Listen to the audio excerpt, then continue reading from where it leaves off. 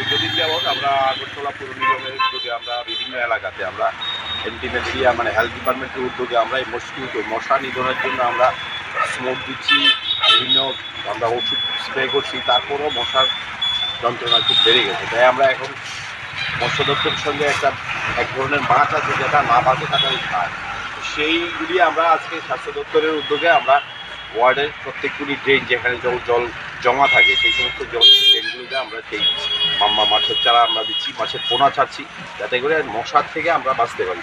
তো আজকে আমাদের সঙ্গে আছেন হেলথ দপ্তরের উনি আছেন, প্লাস আমাদের সিনিয়র ইন্সপেক্টর আছেন, স্যানিটারি ইন্সপেক্টর। আমরা ওয়ার্ডের মধ্যে 13 নম্বর ওয়ার্ডের বিভিন্ন ড্রেনগুলিতে আমরা আজকে এই মাছের চারাগুলি দিচ্ছি এবং বিভিন্ন প্রত্যেকটা ওয়ার্ডেই আমরা এইভাবে ড্রেনগুলি যেখানে জলমগ্ন থাকে, জল জমা থাকে, সেইগুলিতে আমরা দেওয়ার জন্য ব্যবস্থা করছি। পাশাপাশি আমরা রাজ্যের প্রত্যেকটি আগরতলা পৌর নিগমের প্রত্যেকটি নাগরিকের কাছে আবেদন রাখবো ড্রেনগুলিকে পরিষ্কার রাখার জন্য। আপনার বাড়ির আবর্জনা আগরতলা পৌর নিগমের উদ্যোগে যারা বাড়ি থেকে সংগ্রহ করে 60 টাকার বিনিময়ে তাদেরকে দিয়ে সহযোগিতা করুন। আপনার বাড়ির ড্রেন রাস্তায় ফেলবেন না এবং ড্রেনে ফেলে ড্রেনকে এইভাবে ব্লকেট করবেন না, তাহলে কী হবে, মশার উৎপাত বাড়বে।